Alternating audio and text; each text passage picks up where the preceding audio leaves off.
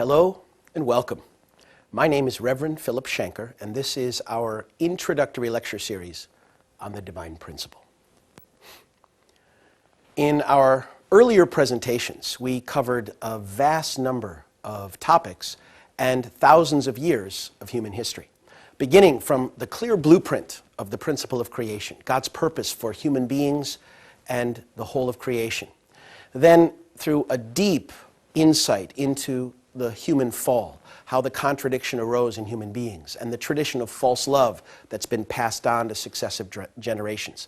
Based on these perspectives, we began to look at the process and providence of restoration in history, how a loving, wise, and almighty God has worked to restore his original ideal and fulfill his purpose of creation, working in and through the events of human history, not by manipulating and controlling events and outcomes, but through the providence of restoration. We saw the integral role of human responsibility in the same way as our first human ancestors disobeyed God's commandment. Likewise, when God calls a chosen central figure in history and raises that person to fulfill a particular responsibility, if that chosen person or family or nation accomplishes their responsibility, then God's will is achieved and history moves closer to the fulfillment of the purpose of creation. However, when the chosen central figure falls short or fails, God's will is frustrated, history prolonged, and God must work to rebuild the foundation and call another central person in a later age to accomplish the same responsibility. Thus, we can see parallel periods in the providence of restoration, which we've been looking at. In our last presentation, for example, we saw clear parallels between the 2,000-year history of Israel, preparing for the coming of Jesus, which ended with the tragic rejection by the very people who'd been longing for the Messiah. And Jesus went to the cross, claimed spiritual victory, brought spiritual salvation. And the parallels between that period and the 2,000 years of Christian history since Jesus in preparation for Christ's return. Now, today we're going to focus in on the last 400 years of this 2,000-year providence of Christianity and look at the final preparation period for the second advent of the Messiah.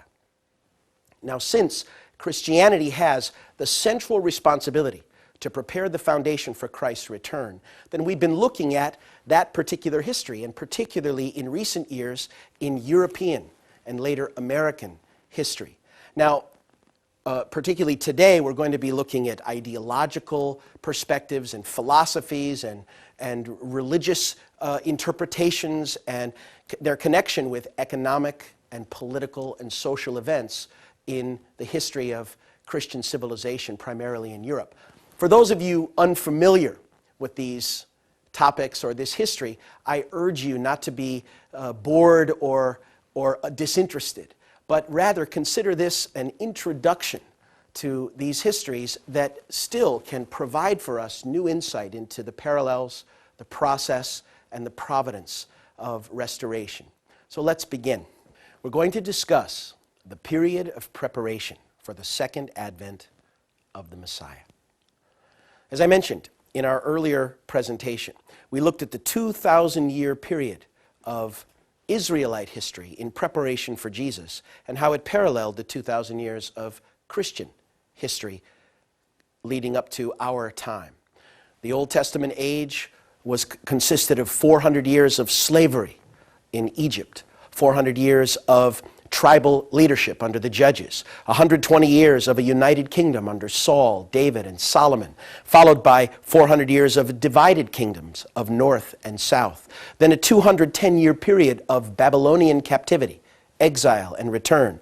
Then, beginning from Malachi, Ezra, and Nehemiah, the final 400-year period leading up to the coming of Jesus. Likewise, in the Christian era, we could see striking parallels. The 400 years of persecution in Rome, which culminated in 392 when the Emperor of Rome, Theodosius, made Christianity the Roman religion. Then a 400-year period of regional church leadership under the patriarchs, which ended with the crowning of Charlemagne in 800 AD on Christmas Day. Then 119 years of Charlemagne's royal line seeking to build the Holy Roman Empire. When Charlemagne's empire was divided in 919, it began a 400-year period of divided empires, the East and West Franks, and the great schism of Christianity between Roman Catholic and Orthodox. Then a 210-year period of papal exile and return, followed by, beginning from Martin Luther's Reformation, a 400-year period of preparation, leading to the threshold of the 20th century, the end of World War I, and the establishment of the communist revolution. So we're going to look at this 400-year period in closer detail and understand its meaning and how God has been working providentially to prepare the foundation for the accomplishment of his purpose of creation through the building of a foundation, global foundation for the Messiah through Christianity. This period of preparation for the second advent of the Messiah was the 400-year period from the Protestant Reformation in 1517 until the end of World War I in 1918. Now, with respect to God's providence of restoration, we can divide this era into three distinct periods. First, the period of the Reformation, when two movements arose, both seeking to recapture the traditions of Western civilization. One was a cultural movement, the Renaissance; the other, a more spiritual movement, the Reformation. They worked together to break down the dogmatic control of the medieval church and to undermine the corrupt feudal society of the medieval period. The second period of this 400 years was a period of religious and ideological conflicts, where through these two movements, Renaissance and Reformation, which undermined the dogmatic control of the church, now there was a freedom of thought and interpretations of the Bible, and new philosophies developed reflecting these two movements. And these different ways of looking at life and evaluating what was true inevitably came into conflict. The third period is the period of maturation of politics, economy, and ideology, when these two movements matured into ideological movements that developed hardened political and economic systems. Let's look first at the period of the Reformation, from 1517 to 1648. This 130-year period of the Reformation began in 1517, when Martin Luther initiated the Protestant Reformation in Germany, and it lasted until the wars of religion were settled by the Treaty of Westphalia at the end of the 30 Years' War in 1648.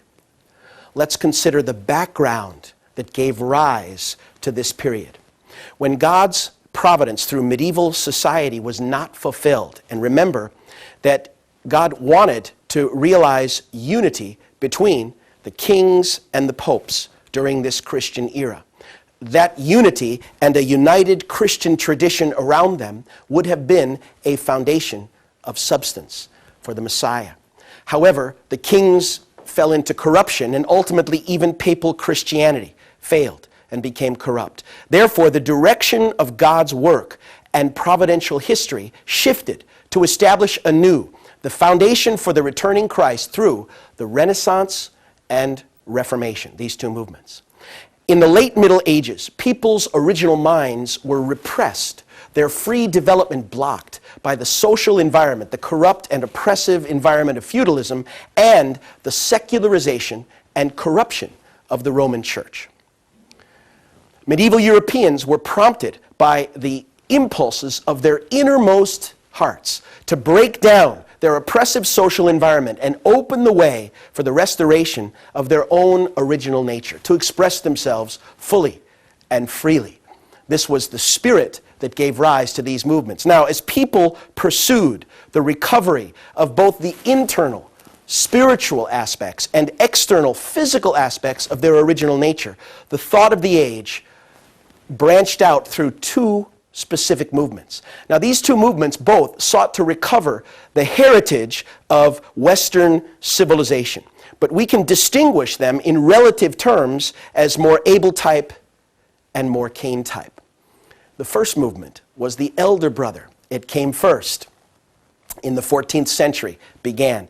This Cain-type movement began as a revival of Hellenism, the ancient classical civilization of Greece. This movement gave rise to the Renaissance. Renaissance is the French word for rebirth, and it was so named because it was considered a rebirth of classic Hellenic civilization. The core value of this movement was humanism, the dignity of man, the beauty of nature, and the happiness of man's life in the world, and pursuit of the good life. The Younger Brother movement, the second movement, which followed this Abel-type movement, began as the revival of the Hebraic heritage of Israel, a search for a more sincere and genuine and righteous faith. This was the Reformation. And seeking for the spirit of the early Christian church. It gave rise to the Protestant Reformation, whose core value was faith in God. Large numbers of Europeans were serfs. They labored 6 days a week for the wealth of their feudal masters and lords. They were pressed into labor from very early in childhood. They worked hard for the sake of others. They owned nothing or very little. They traveled almost nowhere. Most could not read or write. There was little to inspire and free or liberate their original nature. On the seventh day, they worked 6 days a week. On the seventh day, they would enter the church where they would be told that the reason they suffered on earth was because of sin. And this would be their lot in life, but when they would die, they would go to a better place and experience joy and happiness with Jesus. This was the situation for many. Now, there were others who were artisans or merchants or scholars, etc. And although they might have had a better living situation, they had no freedom of thought, for the medieval church controlled every aspect of belief and process in European civilization. In the meantime, the church leaders were often extremely corrupt. Popes kept armies, ordered assassinations, controlled vast amounts of lands, swindled money, made backroom political deals, had illegitimate children. There was a tremendous problem of corruption within the church. The spiritual tradition founded upon Jesus and the saints is a beautiful and empowering tradition that gave life to Christian people. But the earthly church, once it became wedded to the power of the state in the 4th century, through Constantine and Theodosius and others, it has been constantly vulnerable to corruption and attack and becoming worldly and materialistic. This has been a tremendous problem. The original mind, which desired to be free, has two aspects. There's the inner desire of the original mind, as we've studied, which seeks for piety and faith and duty, and is expressed through religion, a deeper inner life and connection with God. But there are also external desires of our original nature for reason, for rights, for individual value, for understanding life in the world and experiencing a good life in the world and a pleasant environment. These are both aspects of the original nature, and these two desires gave rise to the two movements that we're speaking of, the Renaissance and the Reformation. Now, at the same time, these two movements reflected two historical streams of Western civilization. The Hellenic, based on the civilization of Greece, and the Hebraic, based on the civilization of Judaism. Before we go forward to explain these 400 years, just a word about these two civilizations. The Hebraic civilization of ancient Israel was definitely a God-centered civilization. This humble people, living in a desert homeland, having very little externally, suffered and struggled much and looked toward Almighty God as their deliverer and their hope. With little external development, their inner tradition formed much of their value in life. And they longed for the Messiah who would liberate them. God was a righteous, almighty, and just God. And man's responsibility was to make himself in the image and likeness of God. Truly a more theistic, internal, and God-centered culture. However, the other important aspect of Western civilization that came from Hellenic Greek civilization was in some ways quite different. The Greeks were more cynical. They were focused less on the other world and the next life and more focused on happiness and fulfillment in this life. Greek gods, if you study Greek mythology, were often jealous and deceitful and rebellious and competitive and manipulating the events on earth through people to fulfill their own selfish goals. In many ways, the Greek image of gods were in the image of fallen people.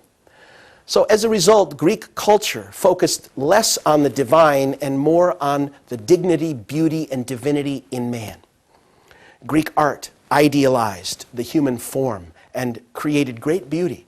The Olympics also were idealizing the physical capacities of human beings. Greek civilization produced the foremost developments in medicine, in architecture, in political development, in social structure, and in mathematics, and so many aspects of science and technology. It was genuinely a more man-centered, external, and humanistic civilization. These two streams also gave rise to these two movements that led to the last 400 years. Let's take a look. Let's first look at the Renaissance and how it arose. The Renaissance grew out of the external pursuit of man's original nature, reason, and relationship with the external truths of the environment and the world. This movement to revive the ancient heritage of Hellenism caught fire. Renaissance humanism thus rose to prominence. The Renaissance came to life in 14th century Italy, which was the center to study classical Hellenic heritage. Actually, the Crusaders in the Middle Ages had brought back from the Middle East ancient Greek classic art treasures, and this stimulated a movement of culture. It was originally a cultural movement in art, in music, in opera, and focused on the beauty of life in the world and sought to recapture this spirit. Though it began as a movement imitating the thought and life of ancient Greece and Rome, it soon developed into a wider movement to encompass every aspect of society. It created a genuine movement for social and scientific and cultural change. In fact, the Renaissance became the external driving force for the construction of the modern world, the pursuit of the good life, the desire for understanding of our environment, the appreciation of the beauty of nature and the dignity of man and the worth of the individual.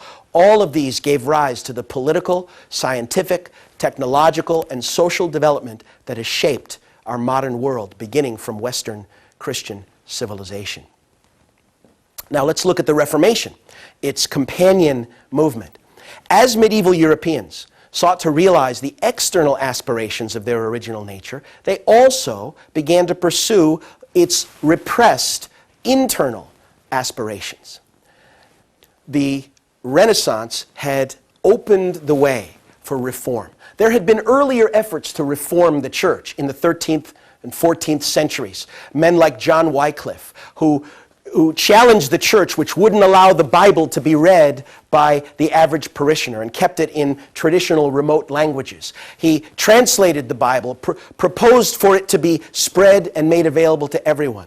Wycliffe was shunned, and 30 years after he died, his body, at the direction of the church, his body was dug up and burned at the stake, and he was excommunicated. Jan Hus, a reformer who followed Wycliffe, also sought to create reform, but was excommunicated and burned at the stake. But now, with the rise of science and the development of the Renaissance, the dogmatic control of the church was now being undermined. Galileo and Copernicus had shown that the earth was round, not flat, that the earth went around the sun and not vice versa. The church, which had opposed this, and with this newfound freedom, the movement for reform could catch on. So the reformers called for the revival of the early spirit of Christianity, when believers zealously lived for the will of God, guided by the words of Jesus and the apostles. The spark that brought this movement was to raise funds to build St. Peter's Basilica in Rome. The Pope began selling indulgences, which church doctrine affirmed would remit the penalty for sin in the next life. In other words, if I made a donation, I would receive a signed document that guaranteed that I or a loved one would have less time suffering in purgatory as a result of my offering. When this indulgence was proclaimed in Germany in 1517, a movement to protest its abuse ignited a fuse which exploded in the Protestant Reformation under the leadership of Martin Luther. Luther had translated the Bible into his native German and made it available. Luther now analyzed 95 points where the church doctrine was going against and contradicting the Scripture. He put these together in his 95 Theses. He tacked them on the door of a church in his native Wittenberg, and he said, "Here I stand, I can do no other." As a result, the flames of Reformation grew strong and soon spread to Switzerland and France and England and Scotland and the Netherlands with all of these many other reformers. Now, as Protestantism arose, it was opposed by traditional Catholic powers, churches, and governments. And so wars resulted, and the wars of religion, which swirled around the Protestant movements, continued for more than 100 years until 1648, when the Treaty of Westphalia ended the 30 Years' War.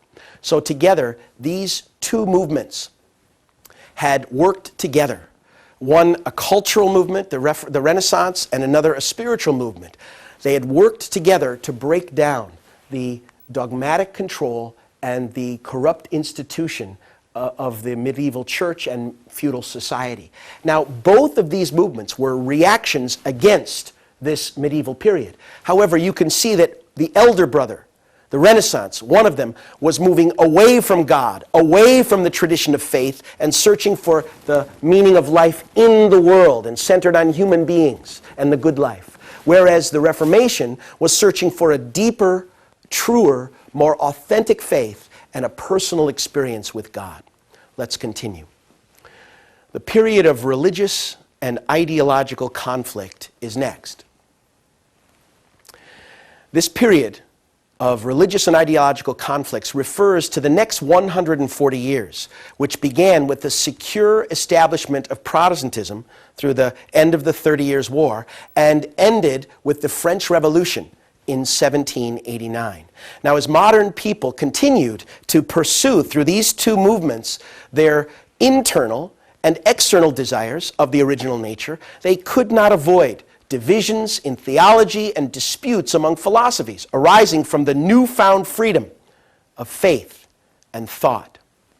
The Renaissance and Reformation together had successfully undermined the authority of the medieval church. Now, in that free environment, in new interpretations of the Bible, differing philosophies, and contrasting perspectives, reflecting these two views of life, arose and came into conflict. As we see this development, we can see that Cain-type and Abel-type views of life developed during this period. Let's consider the Cain-type, more external and worldly view that arose out of the Renaissance.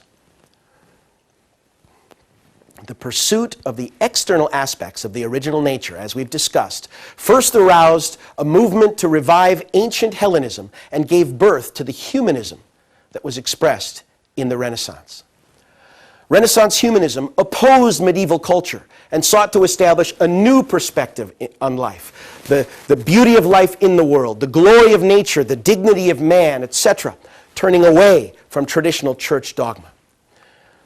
As a result, the Renaissance elevated the dignity of the human beings and the value of nature. It sought to understand these through reason and experience, logic and experiment.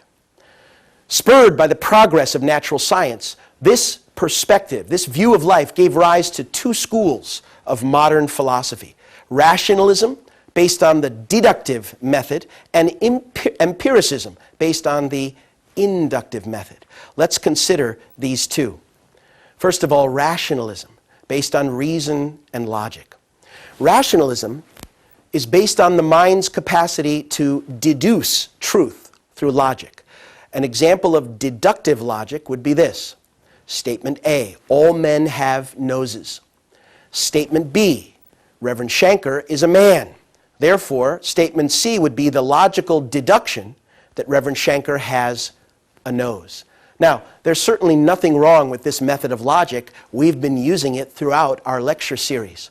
But the rationalists were dogmatic and absolute about the fact that this was the only way that truth could be ascertained and verified. They were reacting against the tradition and dogma and doctrine of the church, saying the only way you can know truth is what your mind can deduce. René Descartes was an early champion of rationalism. And so it was extreme in this sense. And Descartes, for example, said, cogito ergo sum. I think, therefore I am. Which really means this: I can doubt anything. I can doubt that this camera in front of me exists. I can doubt that this studio around me exists, or the board behind me exists. I can doubt everything except one thing, that I am aware that I'm doubting. So I know I'm thinking, so I know I exist. And this rather complicated process of logical deduction became the basis of modern philosophy. Deductive logic is the basis of modern philosophy. And in their extremes, in its extreme, it tended to denigrate and deny tradition, dogma, and doctrine, preferring to rely only on the power of the human mind to deduce truth. Now let's consider empiricism, the second view. It's based on inductive reasoning, and that's the power of the mind to experience. The mind is a tabula rasa, a blank slate, and the only things that we can determine as true are the things we've experienced based on our interaction with the environment and our sense experiences. Now, an example of inductive logic would be this. There's a man, and he has a nose. Well, there's another man. He has a nose. Man number 3 has a nose. Eventually, I come to the conclusion that all men have noses. Based on what? Experiment and experience. Now, obviously, inductive reasoning is the basis of modern science and experimentation.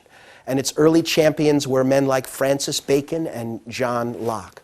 Now, there's certainly nothing wrong with examples and experience to prove a point. We've been doing that from the beginning of our lecture series. But in the extreme, the empiricists were reacting against the mysticism of the church and its spiritual authority. And so they tended to denigrate anything that was not ascertained by the mind's own experience and sense impressions. So they tended to deny revelation, mystical experiences, intuition and inspiration and insight. And anything that couldn't be ascertained by experience was not important. So God became not so important. Spirituality became not so important because it couldn't be experienced by the senses. Now, the Renaissance launched these two currents of thought which were rooted in humanism.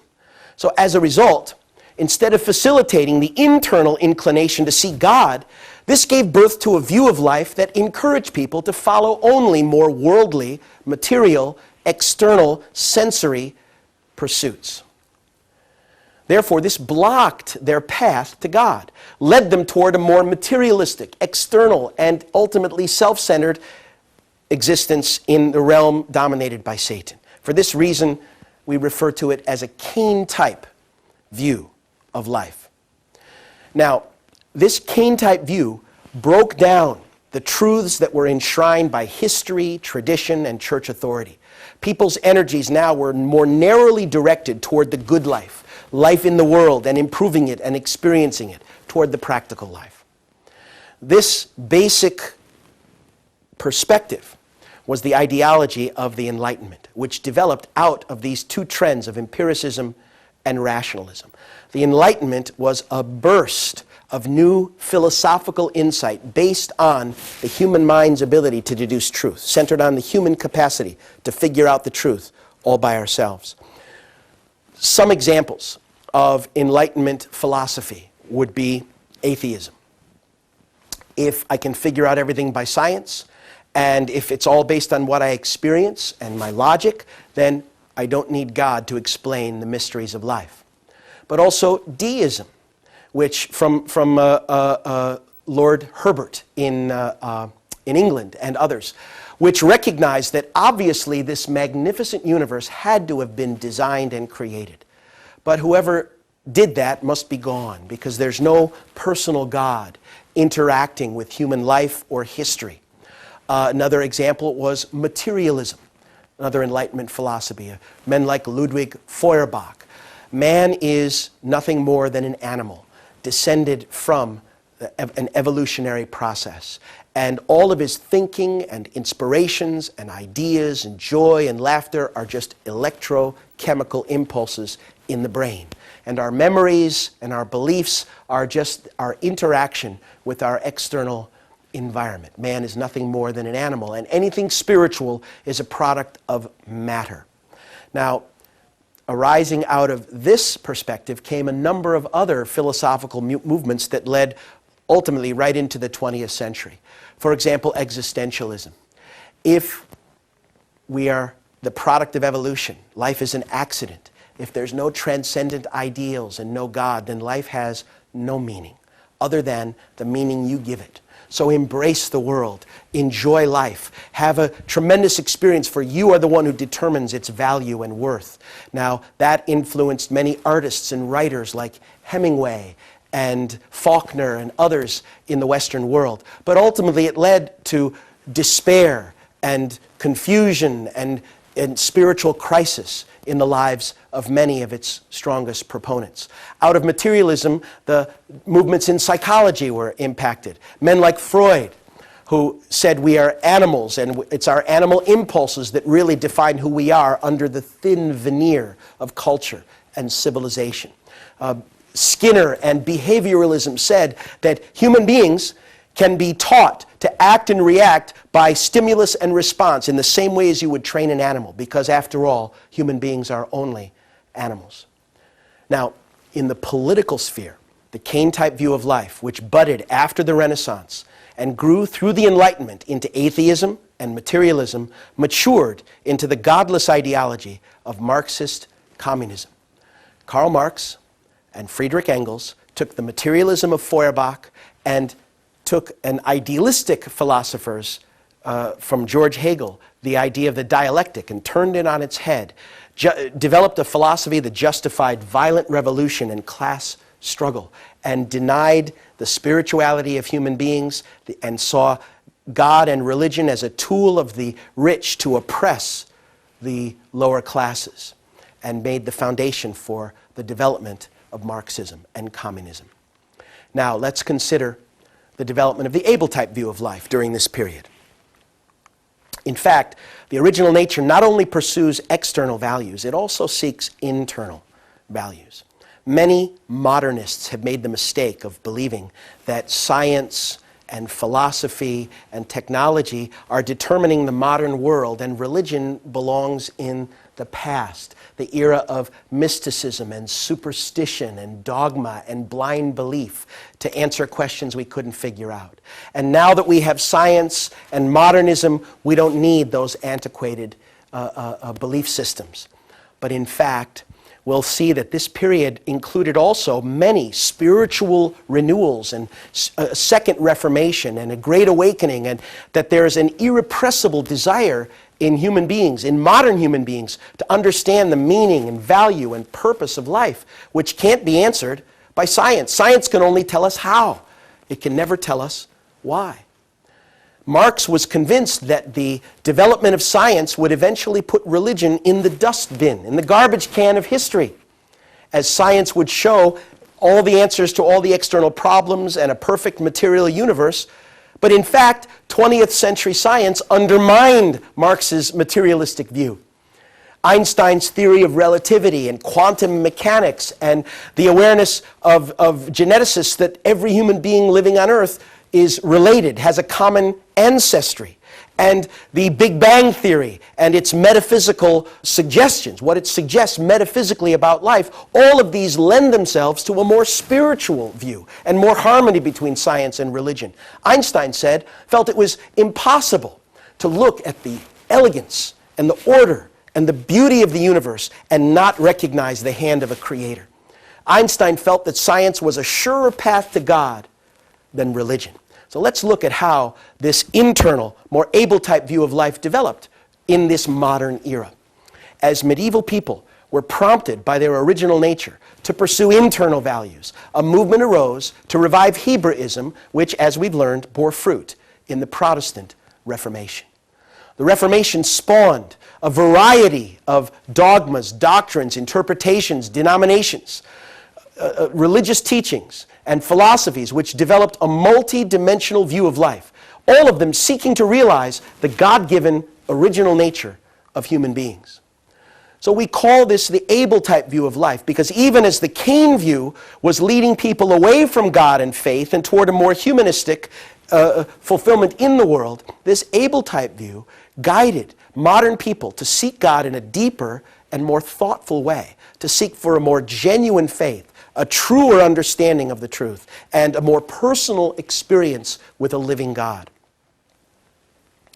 The German philosopher Immanuel Kant pioneered this Abel-type view of life in the philosophical sphere.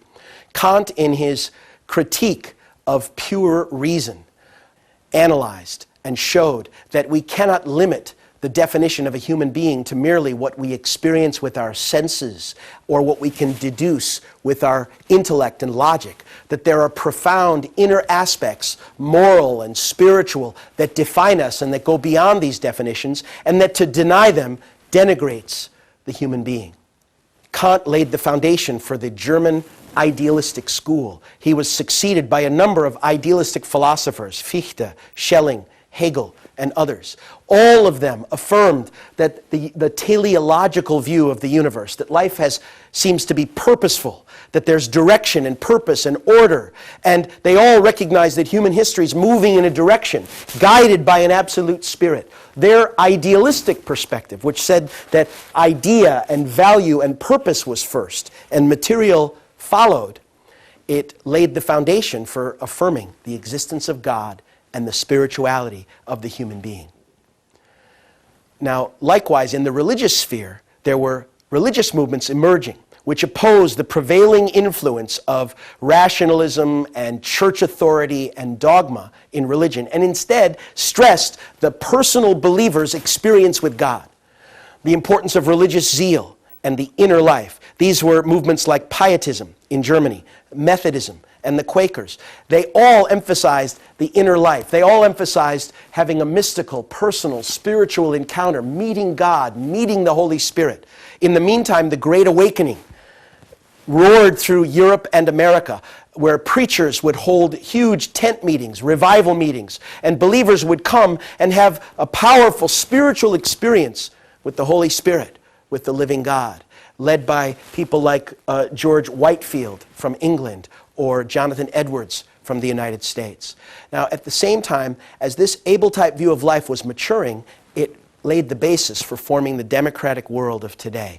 Now, let's be clear. Democracy would not have developed without the Enlightenment ideals of the value of the human being, justice and rights, and the responsibility of government, and so many other aspects. But any effort to create a democratic government that failed to recognize the spirituality of man, to allow the freedom of worship and honor that aspect, in every case ended in despotism and totalitarianism and oppression.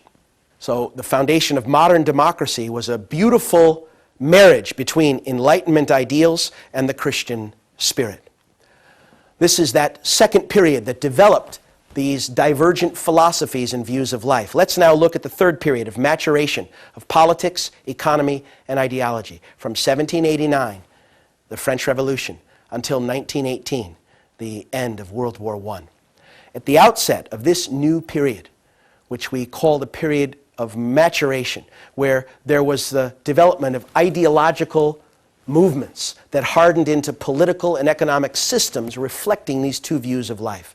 These two views matured, taking their separate paths as we see them developing into hardened political and economic systems. As they matured, they founded two different forms of society with distinct social structures, a Cain-type society and an Abel-type society. This period lasted from the French Revolution through the Industrial Revolution to the end of the First World War.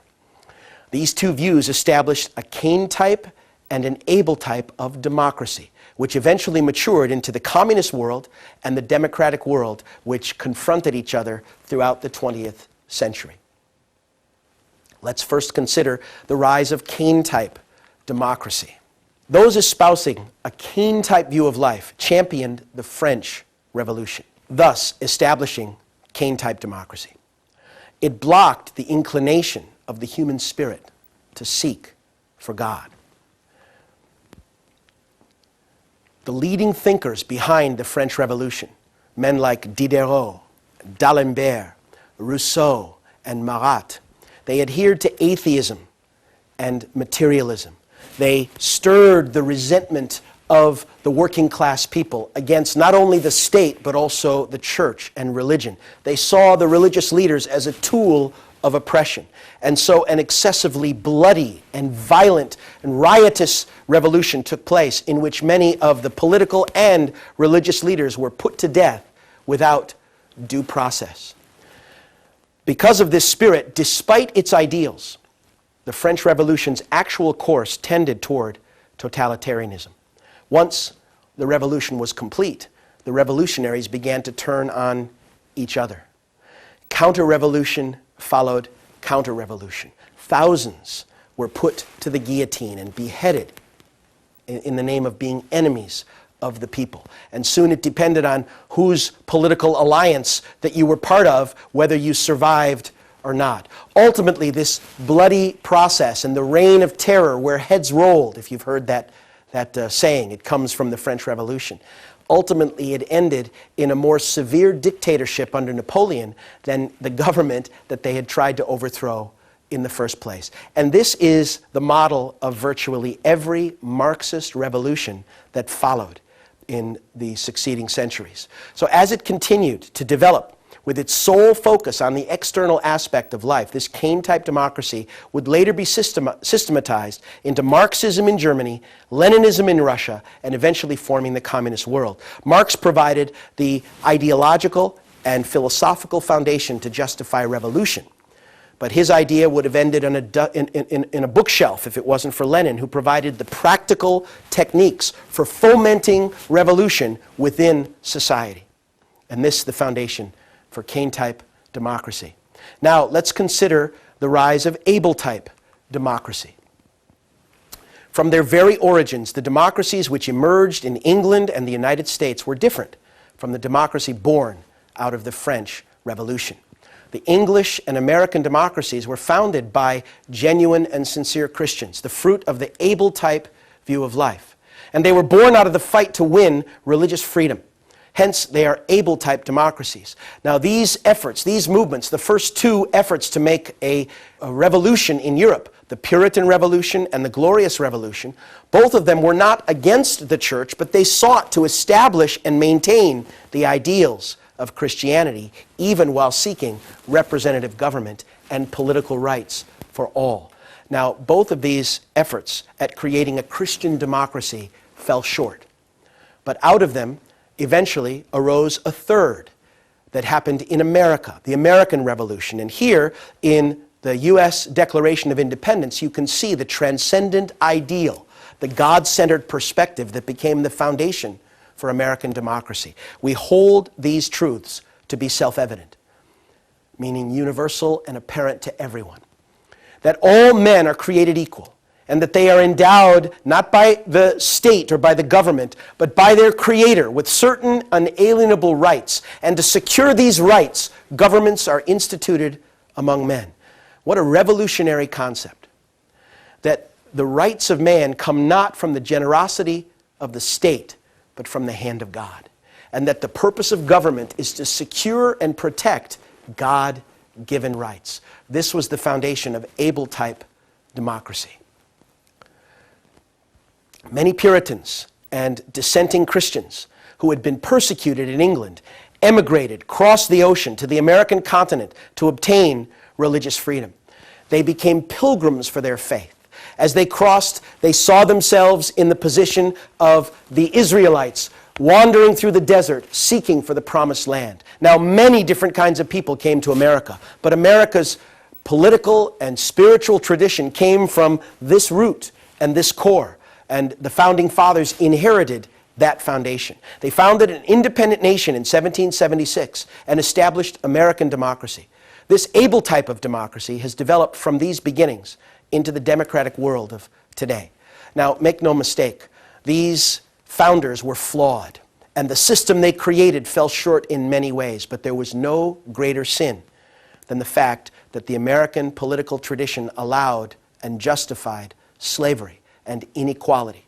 The fact that though the Declaration of Independence had said all are created equal, the actual Constitution, for the purposes of deciding representative government, judged every African American slave as worth 3/5 of a white American. This injustice was a profound blemish on the history and tradition of America, one of many. Thomas Jefferson, a Virginia slave owner who wrestled with this question all of his life, felt that a just God would not allow slavery to continue. And he said that if the American tradition of slavery wasn't ended, that God would judge this country.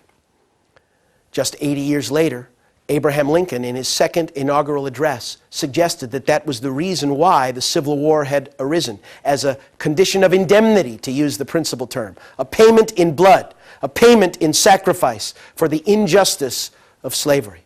The Civil War might have arisen for a number of reasons, out of the struggle over states' rights and economic issues, but it was ultimately spiritually about one thing: to separate good and evil and purify America from the sin of slavery. Like Israel of old that was divided, like Abraham's offering that had to be separated, America too became divided over this issue as a condition to purify this country. Now, let's talk about the significance of democracy. But before I do, I need to introduce to you the concept of how an ideal society is actually the reflection of an ideal person who is in a relationship with God.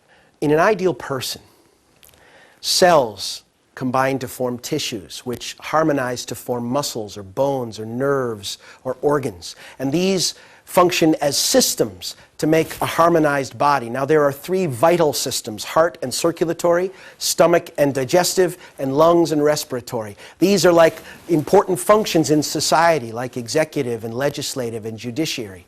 But all of these different systems work together and in harmony because they're guided by the brain and connected through the central nervous system. Now, the nerves go everywhere in the body so that our entire body is connected, which is why if you have a paper cut, your whole body feels it. If you have a splinter or a hangnail or a toothache, your whole body suffers over the suffering of any one part.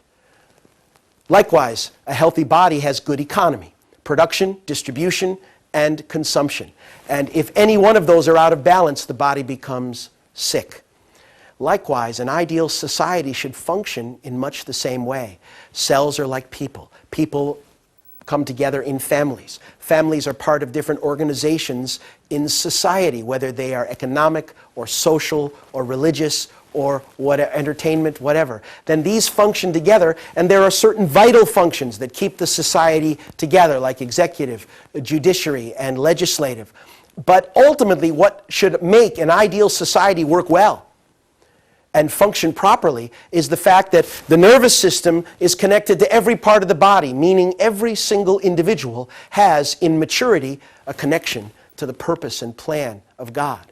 The brain, or God, is connected to everything through that central nervous system. So we would feel the suffering of our brothers and sisters. We would be connected with everyone, and the economy would be in balance in the way that our physical body is in balance. Based on this, let's consider the significance of democracy and the separation of powers.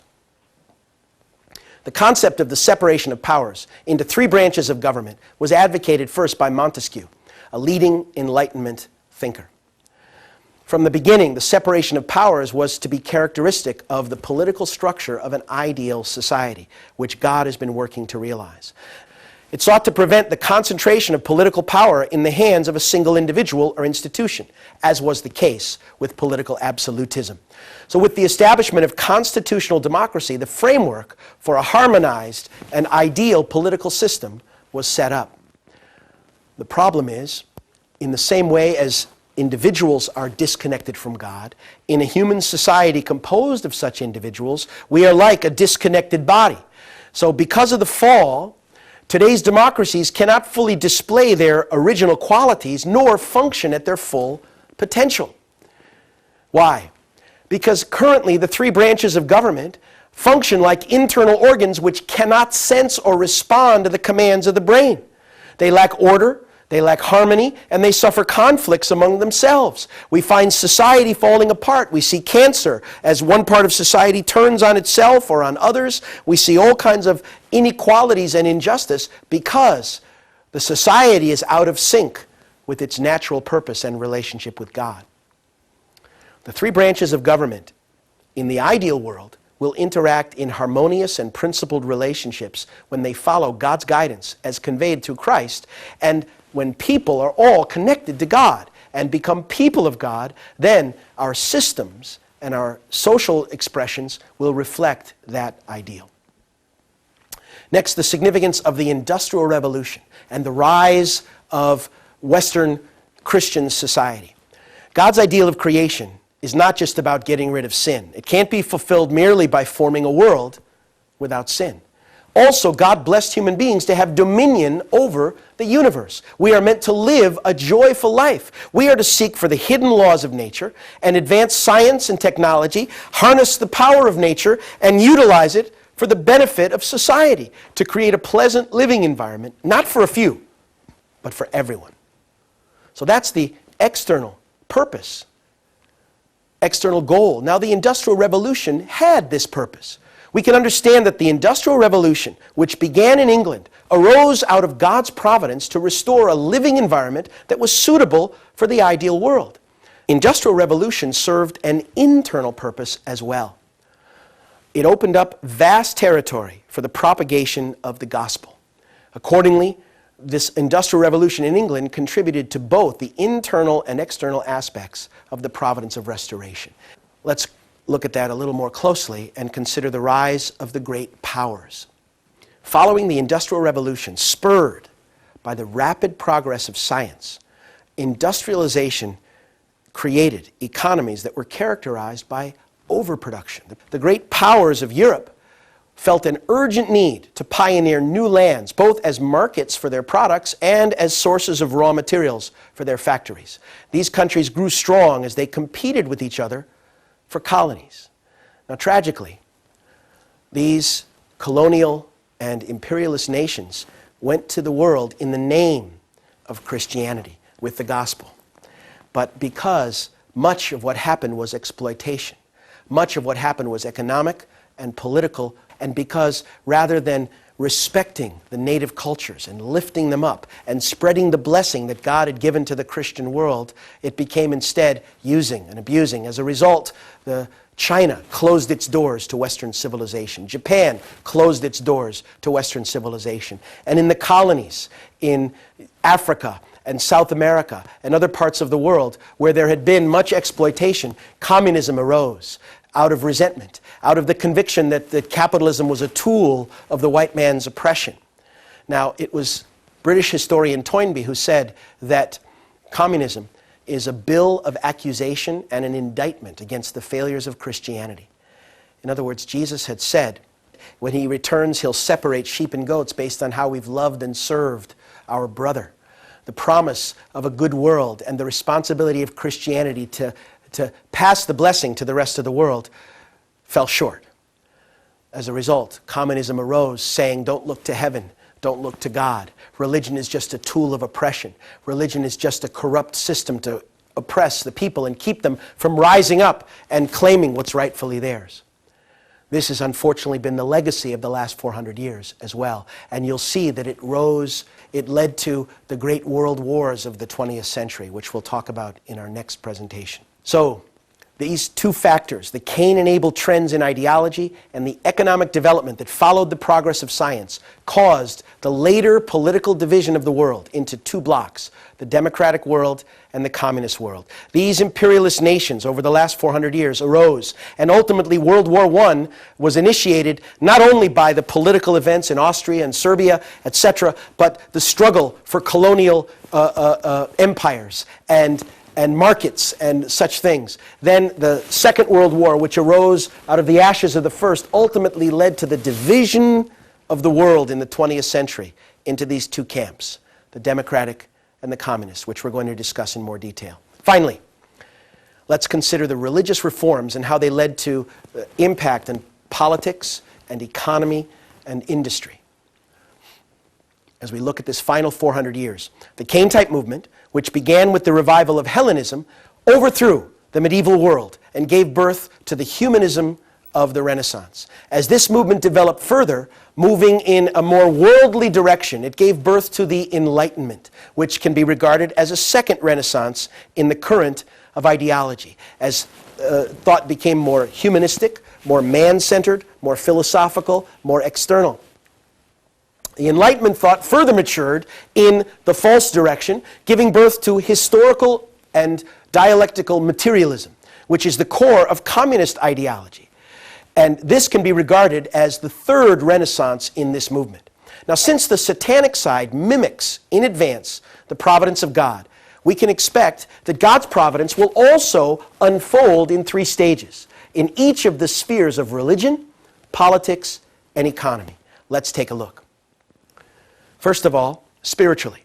In the sphere of religion, the first Reformation took place under Martin Luther's leadership following its elder brother or Cain-type movement, the Renaissance. A second Reformation, the Great Awakening and the Pietist movements and the Methodist movements, was launched after the second Renaissance, the Enlightenment, by the spiritual movements that we've mentioned.